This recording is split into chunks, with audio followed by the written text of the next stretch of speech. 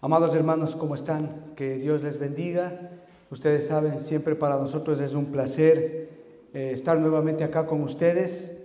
Y bueno, dando gracias a Dios, hemos terminado el libro de Esther, que ha sido una serie que realmente nos ha ayudado de una manera espectacular. Hemos aprendido muchas cosas, Dios nos ha hablado de muchas maneras y realmente ha sido una bendición. Sin embargo, vamos no a cambiar. Estaba hablando con un hermano en esta semana y él me decía siempre, ¿no? Es bueno también hablar del Espíritu Santo. Hemos hablado del Padre, hemos enseñado acerca del Hijo y hoy vamos a hablar acerca del Espíritu Santo y de cómo el Espíritu Santo nos guíe, nos ayude, nos muestre en nuestras necesidades que tenemos. Así que vamos a empezar con esta serie que la he titulado, o si usted quiere ponerle ese nombre o otro nombre, pero la hemos titulado así, Guiados por el Espíritu Santo. Así que, amados hermanos, quisiera invitarles que por favor abran su palabra, la Biblia, la palabra de Dios, ahí en el libro de Proverbios, capítulo 3, del versículo 5 al 10, que es el texto en el cual nosotros vamos a aprender de algo. Y vamos a hablar de algo que de pronto para muchos va a ser un poquito chocante, serio para otros, inesperado para muchos, pero es un tema del cual nosotros hablamos todos los días. Casi todas las conversaciones que tenemos están giradas en lo que vamos a aprender hoy día. Así que vamos a leer, hermanos. Dice ahí, Proverbios capítulo 3, del versículo 5 en adelante, dice: Fíate de Jehová de todo tu corazón y no te apoyes en tu propia prudencia. Reconócelo en todos tus caminos y Él enderezará tus veredas. No seas sabio en tu propia opinión. Teme a Jehová y apártate del mal, porque será medicina a tu cuerpo y refrigerio a tus huesos. Versículo 9. Honra a Jehová con tus bienes y con las primicias de todos tus frutos, y serán llenos tus graneros con abundancia, y tus lagares rebosarán de mosto. Padre, te damos gracias en esta tarde. Señor, queremos pedirte, Señor, que hoy tu Espíritu Santo llene este lugar de la gloria de Cristo. Oramos, Señor, para que en este día, Señor, tú puedas mostrarnos en nuestra necesidad la solución que necesitamos, Señor. Gracias, amado Padre, por esto. Te lo pedimos esto en el nombre de Cristo Jesús. Amén. Amados hermanos, hay algo muy especial que quisiera contarles. En 1921, en Estados Unidos, en la ciudad de Chicago, en 1921, se juntaron las 10 personas, o los 10 hombres más expertos en ganar dinero, en hacer dinero, ¿sí? Entre ellos estaba obviamente una persona que representaba al gobierno de aquella época. Y es interesante porque a alguien se le ocurrió ver qué les pasó a estos hombres después de 25 años. Note usted que eran los 10 hombres más expertos en hacer dinero, en hacer ganancias, en crear dinero, hacerse ricos. Y resulta que después de 25 años, estas 10 personas, es increíble cómo ellos terminaron.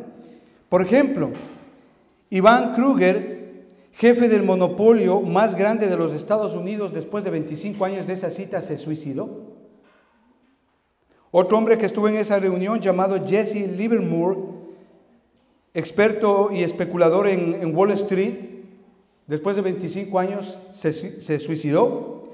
Charles Schwab, quien tenía la compañía más grande de acero en ese tiempo en Estados Unidos, murió en la bancarrota.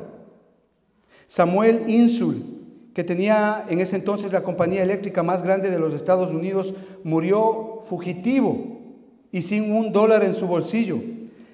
Howard Hobson, quien tenía la compañía más grande de gasolina en ese tiempo. En los años 20 empezó la producción del petróleo, si ustedes recuerdan un poquito. Él, después de 25 años de esa reunión, se volvió loco. Arthur Cotton, quien tenía el mercado más grande de trigo en los Estados Unidos, murió arruinado y en el extranjero. Richard Whitney, quien era el hombre más famoso en cuanto al mercado de acciones, fue convicto de fraude y encarcelado. Lyon Fraser, presidente del Banco Internacional de Liquidaciones, se suicidó. Y Albert Ford, quien era el representante en esa reunión del gobierno de los Estados Unidos, murió en prisión. Y claro, ya estaba terminalmente para morir y le mandaron a casa a morir.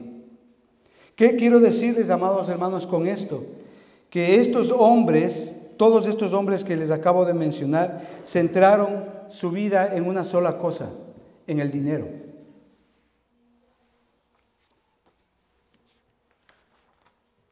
Cuando pensamos en el dinero, ¿en qué pensamos? Pensamos en cómo voy a pagar el mortgage este mes, si es que este mes me va a alcanzar el dinero, si es que voy a poder pagar la pensión de mi hijo, la pensión de mi hija en la escuela. Cuando pensamos en dinero, ¿en qué pensamos? ¿Con cuánto me voy a jubilar? Cuando pensamos en dinero, muchas veces pensamos en qué puedo hacer yo para que me suban de sueldo. Cuando pensamos en dinero, pensamos muchas veces en cuánto yo puedo ahorrar para irme de vacaciones, para darme un lujito, para comprar cualquier cosa. Cuando pensamos en dinero, ¿en qué pensamos? ¿Cuáles son nuestras convicciones acerca del dinero, amados hermanos? De hecho, déjeme decirle que el tema del dinero es un tema que siempre lo hablamos. Usted note en cada conversación, en cualquier punto de esa conversación, va a haber este tema y se va a conversar algo del dinero. Les digo esto porque todo el mundo quiere tener algo de dinero. Ahora, como creyentes, en teoría sabemos que el dinero no es bueno ni malo, ¿verdad? Depende del uso que nosotros le podamos dar. Pero el punto aquí es el dinero, ¿qué lugar ocupa en su vida? ¿Qué lugar ocupa en su vida, en su familia? Les digo esto porque el tema del dinero, amados hermanos, es muy recurrente a lo largo y ancho de la palabra de Dios. Desde Génesis hasta Apocalipsis es un tema que se enseña. De hecho, era uno de los temas mayormente enseñados por nuestro Señor Jesucristo acerca del dinero. No solamente estoy hablando en términos de billete, sino la palabra de Dios habla acerca de finanzas, dinero, mayordomía, administración, diezmos, ofrendas. Es decir, es un tema que se habla muy claro aquí en las Sagradas Escrituras. Y déjeme decirle que la mejor guía financiera que jamás se haya escrito sobre dinero y sobre finanzas es la palabra de Dios, es la Biblia. Pero aquí nosotros, amados hermanos, tenemos que entender una cosa, que la perspectiva, el punto de vista que tiene el mundo acerca del dinero es totalmente diferente de lo que la palabra de Dios, de lo que la Biblia enseña acerca del dinero. Por ejemplo, el punto de vista del mundo, la perspectiva que tiene el mundo acerca del dinero se define con una sola palabra: acumulación. Acumulación, acumulación. Es decir, cuánto usted puede ganar, cuánto usted puede llegar a tener, cuánto usted puede acumular, cuánto usted puede llegar a tener para su jubilación. ¿Sí ve? Es acumulación, es decir, recibir, recibir, recibir. ¿Por qué? Porque se trata de un interés propio. De un interés propio o de un interés común. De lo que usted quiere. De lo que usted quiere comprar, de lo que usted quiere tener, de lo que usted quiere adquirir. Esto a su vez a usted le genera un placer. ¿Por qué? Porque satisface las necesidades que usted tiene. De comida, de alimentación, de pagar, de darse cualquier lujo, etc. Es decir, satisface nuestras necesidades o sus necesidades. Es decir, la preocupación en realidad gira en este punto: cómo yo obtengo dinero y cómo yo mantengo ese dinero. ¿Se da cuenta esta perspectiva del mundo? Esta perspectiva, este punto de vista del mundo está centrada en uno mismo, en uno mismo. Y déjeme decirle que nunca termina bien, nunca. La seguridad de este punto de vista, de esta perspectiva acerca del dinero es engañosa, porque obviamente nunca termina bien. Hoy tienes y mañana ya no. Pero, ¿qué es lo que dice la palabra de Dios? ¿Qué dice la palabra de Dios? ¿Qué dice la Biblia con respecto a esto? Acompáñeme a leer ahí en el Salmo capítulo 24 y versículo 1. Es un salmo que realmente usted necesita muchísima profundidad para entenderlo. Dice así, mire: de Jehová es la tierra y su plenitud, el mundo y los que en él habitan. Amado hermano, usted no necesita ir a un instituto bíblico para entender lo que dice ahí. Ahí lo que está diciendo es: de Jehová es la tierra y su plenitud, el mundo y los que en él habitan. ¿Qué es lo que está diciendo este versículo? Una cosa muy sencilla: Dios es dueño de todo. A Dios o de Dios es todo. A Dios le pertenece absolutamente todo. Dios es, de hecho, el único que puede decir que es dueño de todo. Todo le pertenece. Así que dentro de esta perspectiva, ¿sí?, podemos entender que el hombre es tan solo un mayordomo, ¿sí?, un administrador de las cosas o de todo lo que le pertenece a Dios. Es decir, no solamente me refiero a dinero, a billetes, sino a todo lo que Dios nos da, a todo lo que Dios nos provee. Es muy simple, vamos a Génesis capítulo 1, Génesis capítulo 2, Génesis capítulo 3, desde ahí usted puede entender eso. Dios crea todo, ¿sí? Crea las galaxias del universo, los planetas, crea el planeta Tierra, la luna, el sol. Luego que el Señor crea el planeta Tierra, pone a todos los animales, ¿verdad?, en el campo. Luego crea al hombre y a la mujer y les pone ahí en el huerto del Edén. ¿Y qué es lo que les dice? ¿Qué orden les da Dios al hombre y a la mujer ahí? Les dice, al hombre le dice: hagan el favor, sojuzguen y administren, cuiden de lo que es mío. Eso es lo que les está diciendo. Si ve, desde el principio tenemos en la palabra de Dios este entendimiento: a Dios le pertenece todo, todo lo que Él nos da. Y mientras obviamente el mundo propone la idea de acumular, Dios propone la idea de distribuir, de ser un buen mayordomo de lo que Él nos ha dado. De hecho, ¿cómo se califica acá a las personas multimillonarias? ¿Por qué? Porque son ellas las que más han acumulado dinero. Sin embargo, esa es la idea del mundo, de acumular, pero Dios en la palabra, en su palabra, nos invita a que demos, a que distribuyamos. Y obviamente, y este entendimiento que estamos hoy charlando con ustedes, amados hermanos, nos ayudará a ver dónde estamos. Si en los que solamente acumulamos o en los que solamente damos. Si usted está en los que quieren acumular lo más que puede, o si usted está en el grupo de los que quieren dar lo más que pueda. ¿Quién es más feliz? ¿El que más acumula o el que más da?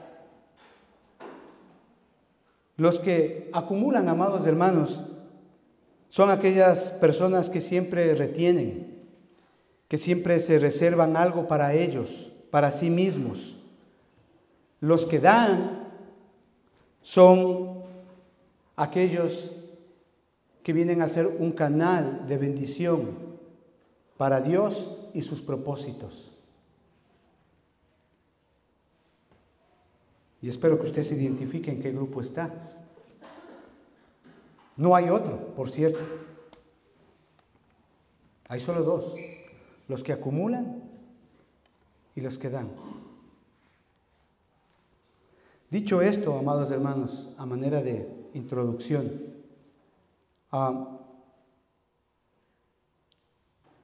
cuando Dios nos da, entendiendo que Dios es dueño de todo y que Él en su misericordia nos da, Salmo 24 lo dice así, Él es dueño de todo, de toda la tierra y su plenitud.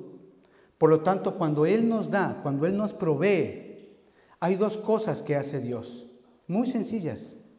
El primero nos alienta a dar, pero también Él nos advierte. Y eso debemos de tenerlo muy en cuenta, amados hermanos. Acompáñenme a Lucas capítulo 6 y versículo 38. ¿Cómo es eso de que Dios nos alienta a dar? Recuerde que estamos viendo la perspectiva de Dios, no la perspectiva del mundo. No vale la pena estudiarla aquí. Pero en Lucas capítulo 6 y versículo 38, entendiendo de que Dios es dueño de todo, Él nos alienta a que demos, nos anima a que demos. Dice así: dad y se os dará, medida buena, apretada, remecida, rebosando, darán en vuestro regazo, porque con la misma medida con que mides, os volverán a medir. ¿Entendemos lo que está diciendo acá el Señor en su palabra? Lo que está diciendo acá el Señor es muy sencillo: lo que usted dé, eso recibirá. Ya está. De lo que Dios le da, usted da, y eso Dios hace que en esa misma medida usted reciba. Eso es lo que está diciendo. Dios promete, aquí hay una promesa. De todo lo que des, te será devuelto. Eso es lo que está diciendo ahí. Dad y se os dará. Es decir, la forma como usted maneja el dinero es la forma como usted obtiene ese dinero. Es decir, que si usted, por ejemplo, es mezquino con el dinero, si todo es para usted, si todo quiere para usted, obviamente está mal.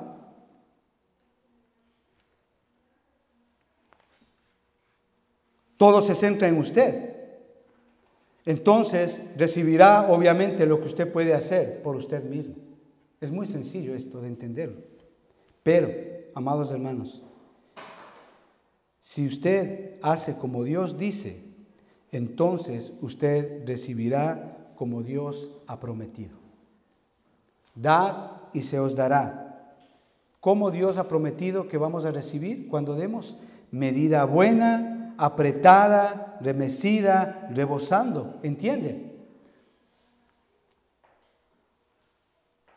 No podemos dar más que Dios. ¿Por qué? Porque Dios es dueño de todo. A Él le pertenece todo.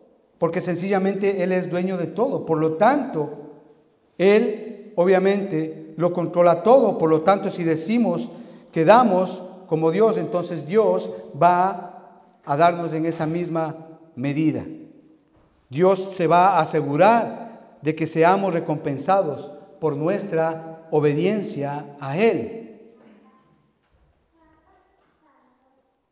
Amados hermanos, el dar es un acto de obediencia. No es que usted sienta dar. El dar tiene que ver con obedecer a Dios. Ahí dice claramente: dad y se os dará. Es decir, es un acto de obediencia. No se trata de lo que usted piense que, por ejemplo, acá en la iglesia un pastor puede hacer con el dinero, o los hermanos que están a cargo de las finanzas de una iglesia hagan con el dinero. No se trata de eso. Esto excede mucho más que eso, porque se trata de un acto de obediencia. El asunto es aquí si yo soy obediente o no con Dios. Ahí, por ejemplo, en Mateo capítulo 25, del versículo 14 al versículo 30, hay una parábola que es espectacular. La parábola de los talentos, recordará usted. y le animo que lea en casa. Dice la palabra ahí que vino el Señor de las tierras. El Señor representa a Dios. Él es el dueño de las tierras, ¿verdad? Y Él a un siervo le dio 5 talentos, a otro le dio 2 talentos y a un tercero le dio 1 talento. Cuando usted lee la historia desde esta perspectiva que estamos estudiando acá, es impresionantemente grande lo que pasa aquí. Porque si usted ve, el que recibió 5 talentos, él negoció. Él dio para negociar. Él no se quedó para él dio. El que recibió 2 talentos hizo lo mismo. Él dio para negociar esos talentos. Pero el que recibió 1 talento, dice la palabra de Dios, que él se quedó con el 1 talento, ¿verdad? Él lo guardó. Y luego va a dar una excusa muy triste, por supuesto, dice que en el versículo, dice que él lo guardó porque él tenía miedo. Yo sé que eres Dios poderoso, que haces esto y este otro, sin embargo, él lo guardó. Eso vemos en esa palabra. ¿Qué pasa? Luego de un tiempo en esta parábola dice que viene el Señor a arreglar cuentas, ¿sí? De lo que es suyo y de lo que Él dio a aquellas personas, a aquellos siervos, para que hagan lo mismo que Dios hizo, que su Señor hizo, que den. Por eso es que la palabra de Dios ahí en esa parábola dice que Él vino es a arreglar cuentas. ¿Qué pasó con el que recibió 5 talentos? Este siervo le dijo: Señor, 5 talentos me diste, 5 talentos te doy. Negoció, dio. ¿Cuál fue la respuesta del Señor? Siervo fiel. Cuando fue donde el hombre que le dio 2 talentos, le dijo: Señor, 2 talentos me diste, 2 talentos te doy. Negoció. ¿Cuál fue la respuesta del Señor? Buen siervo fiel. Pero ¿qué pasó con aquel primero que no negoció? ¿Qué pasó con aquel hombre que recibió solamente 1 talento? ¿Qué hizo? Dice la palabra de Dios que él lo guardó. Versículo 24 dice: pero llegando también el que había recibido 1 talento, dijo: Señor, te conocía que eres hombre duro, que ciegas donde no sembraste y recoges donde no esparciste, por lo cual tuve miedo y fui y escondí tu talento en la tierra. Aquí tienes lo que es tuyo. Escondió para él, escondió, se quedó para él. El argumento que da este hombre es terrible, porque mire, él dice que le conoce a Dios, le conoce de una manera intelectual. Sé que tú eres hombre duro, que ciegas donde no sembraste y recoges donde no esparciste. Él sabe de una manera intelectual que tiene el poder para hacer cosas milagrosas. Sin embargo, él, vemos aquí, que no creyó en Dios y no obedeció en Dios. No le creyó a su Señor y no obedeció a su Señor. Esto es tremendo, hermano. Un punto aquí para que lo note a usted a pie de página aquí, usted que está escribiendo sus apuntes, hermano. Si usted ve al principio de esta parábola, dice que el Señor les dio a cada uno según lo que Él conocía de ellos, hermano. Amados hermanos, Dios conoce nuestro corazón y dónde está nuestro corazón con respecto al dinero. ¿Cree que es coincidencia que a uno le dio 5, a otro 2 y a otro 1? Dios conoce cuán mezquinos y cuán tacaños somos. Y Dios conoce dónde está nuestro corazón con respecto al dinero. Tan sencillo como eso. Del versículo 26 al versículo 30, ahí en Mateo 25, el Señor le reprende duramente. No se trata de esconder o guardar para sí mismo. Se trata de lo que te di, debiste haber dado, debiste haber negociado. Pero sin embargo, él no lo hizo y Dios establece una sentencia y un juicio. Y le dice, siervo malo. Y establece un juicio con ese hombre, el infierno. Amados hermanos, Dios nos manda a que demos. No solamente en sus diezmos, en sus ofrendas. Amados hermanos, cuando venimos a Cristo y el Espíritu Santo mora en nosotros, el Espíritu Santo va a dotarles a ustedes de dones para edificar la iglesia. Y esos dones tenemos que darlos, servir, contribuir para que la iglesia, el evangelio, se esparza, hermano, no esconderlos. Es triste, yo conozco gente que de verdad le digo, hermano, tienen para la música, son que buenos para la música, de verdad. Pero no están aquí. Están escondiendo sus dones, lo que el Señor les ha dado. Sin embargo, Dios nos alienta a que demos. ¿Qué don tienes tú? Como mujer, como hombre, como hijo. No escondas para ti. Porque ciertamente Dios no solamente nos alienta, sino que nos advierte. Dios nos advierte, cuando Él nos da, Él nos advierte. Si dejamos de dar, si usted es una de esas personas que solo busca enriquecerse, acumular y acumular, entonces lo que vamos a leer después de un segundo no le va a gustar. Ahí en 1 de Timoteo capítulo 6, versículos 9 al 12 dice así: porque los que quieren enriquecerse caen en tentación y lazo y en muchas codicias, necias y dañosas, que hunden a los hombres en destrucción y perdición. Porque raíz de todos los males es el amor al dinero, el cual, codiciando algunos, se extraviaron de la fe y fueron traspasados por muchos dolores. Sí, como usted ve ahí en el versículo 9, es muy claro. El deseo de tener dinero le vuelve a la persona deshonesta, mentirosa, roban, engañan y muchas veces incluso llegan a la muerte. Amados hermanos, el dinero es algo peligroso si no está bajo el control de Dios y conforme a su voluntad y conforme a su propósito. Si usted ve, por ejemplo, ahí el versículo 10, porque raíz de todos los males es el amor al dinero, el cual, codiciando algunos, se extraviaron de la fe y fueron traspasados por muchos dolores. ¿Qué es lo que nos está diciendo aquí? No dice que el dinero es malo. Lo que dice aquí que el amor al dinero es malo. Ese deseo de para mí. ¿Se acuerdan de la viejita? Algún día les conté de la viejita que solo barría para adentro. Ni la basura gastaba. Claro, el amor al dinero, hermanos, eso es lo malo.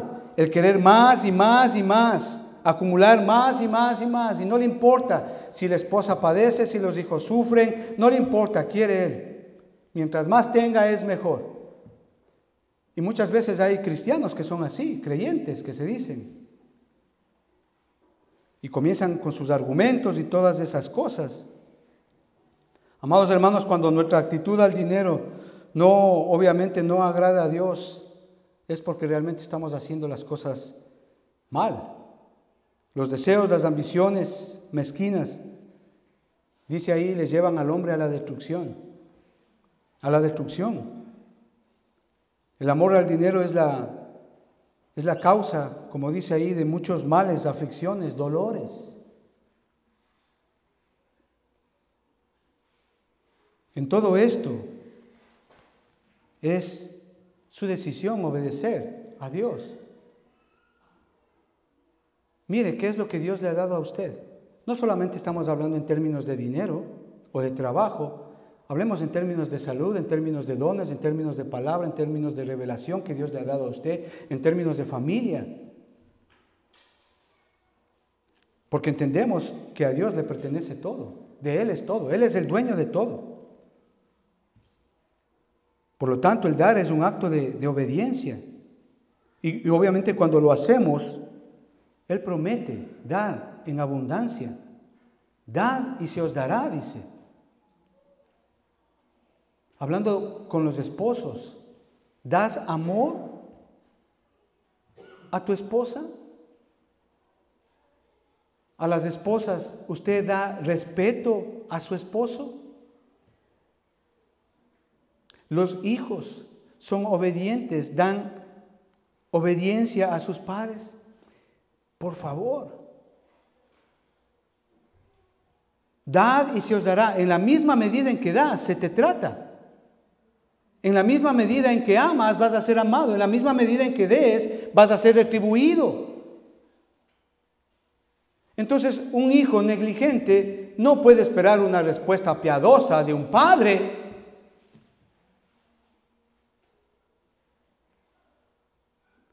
Un esposo que trata mal a su esposa no va a querer esperar un trato bueno de su esposa. Claro. Si la esposa le falta el respeto al esposo, no van a querer ver ahí una escena de que todos están respetándose. Amados hermanos, la palabra de Dios es muy clara al momento de dar.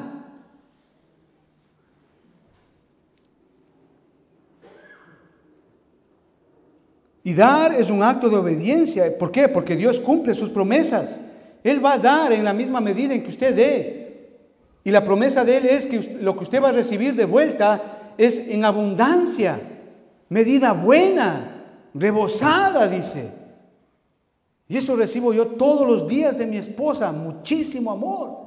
Imagínese cuánto le amo a mi amada esposa. Recibo todos los días eso de ella. Es tan grande, amados hermanos, lo que Dios puede hacer por nosotros si solo obedecemos y creemos en su palabra. Sin embargo, amados hermanos, acompáñenme a leer ahí en el libro de Ageo, capítulo 1, versículos 5 y 6. La Nueva Traducción Viviente es espectacular. Dice así, Ageo capítulo 1, versículos 5 y 6. Esto es lo que dice el Señor de los ejércitos celestiales. ¿Sí ve? Esto es lo que dice el Señor de los ejércitos, dice. Esto es lo que dice el dueño de todo. Esto es lo que dice el que es dueño de todo. ¿Ok? Miren lo que está pasando. Han sembrado mucho, pero cosechado poco. Comen, pero no quedan satisfechos. Beben, pero aún tienen sed. Se abrigan, pero todavía tienen frío. Sus salarios desaparecen como si los echaran en bolsillos llenos de agujeros. Lo que está diciendo aquí es, haga lo que haga usted, no modificará lo que usted ha dado. En la misma medida que usted dé, usted va a recibir. Mire, hermano, usted puede tener todo. Puede llegar a tener muchísimo dinero, muchísimas posesiones. De verdad, le digo. Puede llegar a tener mucho dinero. Y aún así, al llegar a la noche e irse a su cama, seguir siendo infeliz.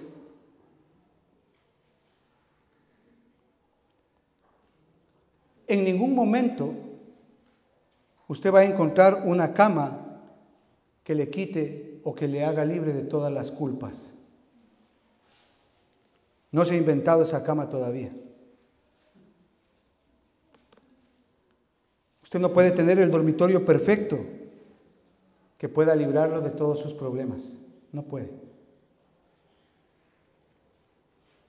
Dios dice, amados hermanos, que seamos responsables y buenos administradores con cada aspecto de nuestra vida que Dios nos ha dado.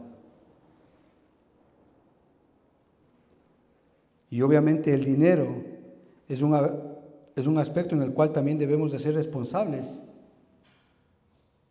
Y cuando pienso en esto, amados hermanos, pienso en la cantidad de divorcios que hay por causa del dinero. La cantidad de gente que está endeudada. La cantidad de personas que van a la cárcel por no saber manejar bien el dinero, huyen de las autoridades. ¿Sabe, amado hermano? Dios es la fuente de todo lo que usted tiene. Fuerza, empleo, hijos, familia, vida, todo. Darle a Dios no solo es un asunto de gratitud, darle a Dios es un asunto de obediencia.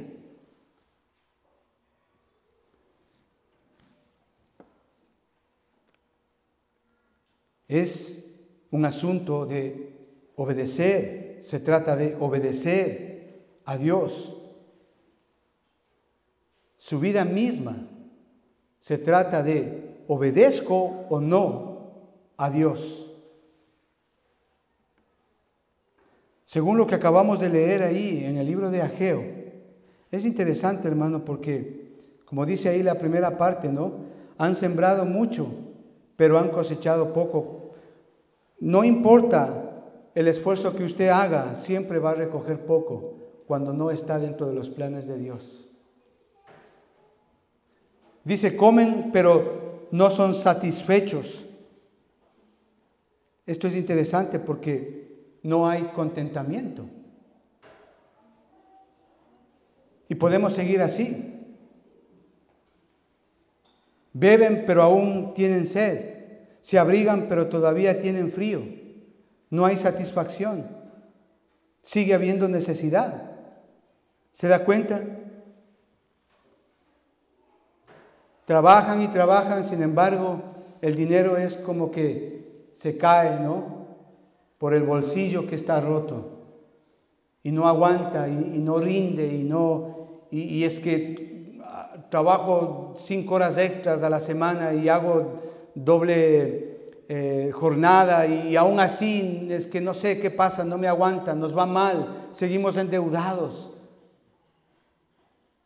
Claro, porque ese dinero no está dentro de lo que tiene que ver el propósito y la voluntad de Dios. Dad y se os dará.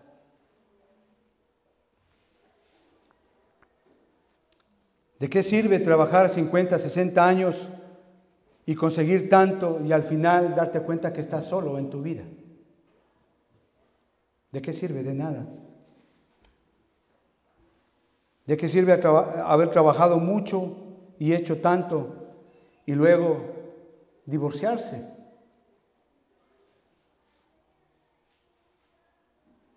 La razón por la cual la gente se mete obviamente en problemas de dinero es porque desobedecen a Dios. Retienen lo que le pertenece a Dios.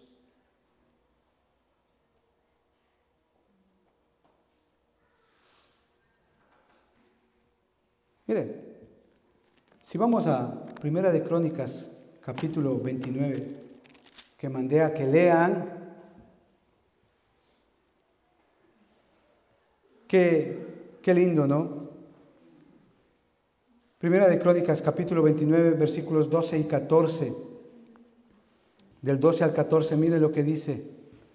Porque, ¿quién soy yo? ¿Y quién es mi pueblo para que pudiésemos ofrecer voluntariamente cosas semejantes? Pues todo es tuyo. De lo que recibo de tu mano, te damos. Porque nosotros, extranjeros y advenedizos, somos delante de ti, como todos nuestros padres y nuestros días sobre la tierra, cual sombra que no dura. Si usted ve el versículo 12, dice, las riquezas y la gloria proceden de ti. Las riquezas y la gloria proceden de ti. Y tú dominas sobre todo. En tu mano está la fuerza y el poder, y en tu mano el hacer grande y el dar poder a todos. Ahora pues dime, Dice, Dios nuestro, nosotros alabamos y loamos tu glorioso nombre. Porque, dice, ¿quién soy yo? ¿Sabe lo que pasa ahí en el capítulo 29, si usted ha leído? Es interesante porque David ya está viejito, entiende que Salomón va a construir su pueblo. Y lo que sucede, el templo, perdón, y lo que sucede es impresionante. David, de sus arcas personales, de su dinero, por decirlo así, en ese tiempo obviamente él tenía solamente oro, pero de su pertenencia, él coge y ofrenda voluntariamente y con amor. Versículo 3 del capítulo 29, lo hace con amor y voluntariamente para esa obra de Dios, construir el templo. Cuando eso hace, todo el pueblo dice que también voluntariamente dio para la construcción del templo. Este capítulo es maravilloso, hermano. Usted puede deleitarse en lo que es y lo que puede hacer Dios en su vida.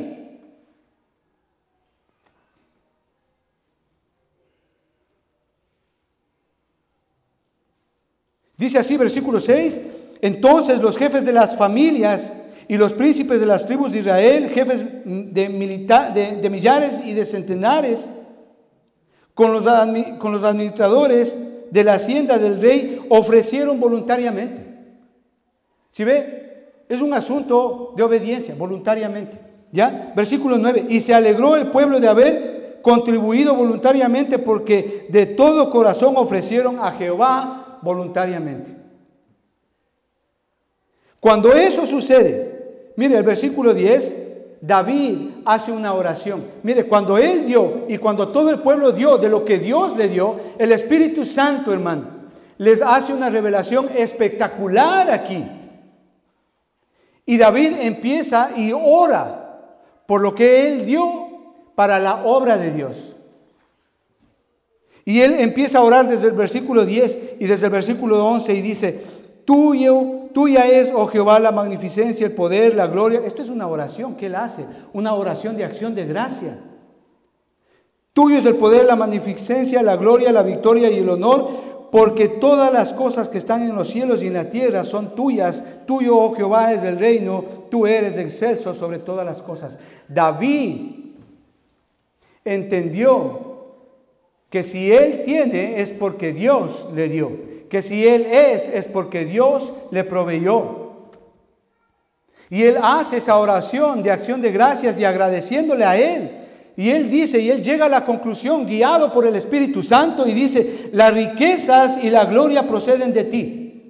Él jamás dice, mi mano hizo esto. Él jamás dice, yo pude llegar a tener tanto de oro, tanto de plata. No, él nunca dice eso. Él dice, las riquezas y la gloria proceden de ti. ¿Dice eso usted de su trabajo? ¿Dice eso usted de su diezmo, de su ofrenda, de los dones que Dios le ha dado en su vida al momento de dar? Cuando usted pasa a dar su diezmo, su ofrenda, usted dice eso, Señor, de lo que tú me has dado, te doy gracias. Las riquezas y la gloria proceden de ti, y tú dominas sobre todo. En tu mano está la fuerza y el poder, en tu mano está el hacer grande y dar el poder a todos. Usted le agradece a Dios por la salud que tiene. Usted le agradece a Dios por la vida que usted tiene. Usted le ha agradecido a Dios por el trabajo, el empleo que usted tiene. Qué oración más espectacular del rey David. Lo que hace él. Y él al final en el versículo 14 dice, porque ¿quién soy yo? ¿Quién soy yo? Mire, usted y yo no somos nadie, nada. Porque todo tenemos gracias a la misericordia de Dios, todo.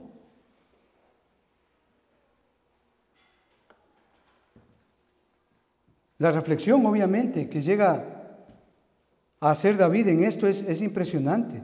Tanto él como el pueblo dieron a Jehová voluntariamente, con alegría de corazón, entendiendo que él es dueño de todo. Él tiene el poder de él y a él le pertenecen todas las riquezas, todo.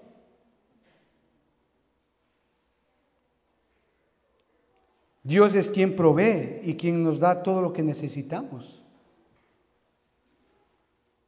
Miren, Dios nos enseña que podemos confiar en Él. No seamos como ese siervo, el cual recibió solamente un talento. Tenía solamente un conocimiento intelectual, pero no confió y no obedeció en Dios. Da y se os dará. Medida buena, rebosada, apretada. Dios cumple esa promesa, hermano. Padre, te damos gracias en el nombre de Jesús. Oramos, Señor, para que tu Espíritu Santo, Señor, sea estableciendo esta gran verdad en nuestros corazones, Señor. Padre, oramos, Señor, para que, Señor, tú nos enseñes a confiar en ti, a confiar en tu palabra, a creerte y sobre todo, Señor, a obedecer. Si tú nos has dicho que demos, pues entonces, Señor, queremos dar. Ayúdanos en ese sentido. Señor, oramos, Señor, y te damos gracias porque hoy sabemos que todo, absolutamente todo lo que tenemos proviene de ti. Tú eres capaz, tú eres poderoso, de ti es toda la riqueza, a ti te pertenece todo. Amado Padre, te damos gracias y oramos para que el Espíritu Santo en este día, Señor, traiga convicción de pecado, Señor, a nuestras vidas y podamos vivir conforme a tu palabra. En el nombre de Cristo Jesús. Amén. Amén, hermanos. Que Dios les bendiga. Muchas gracias.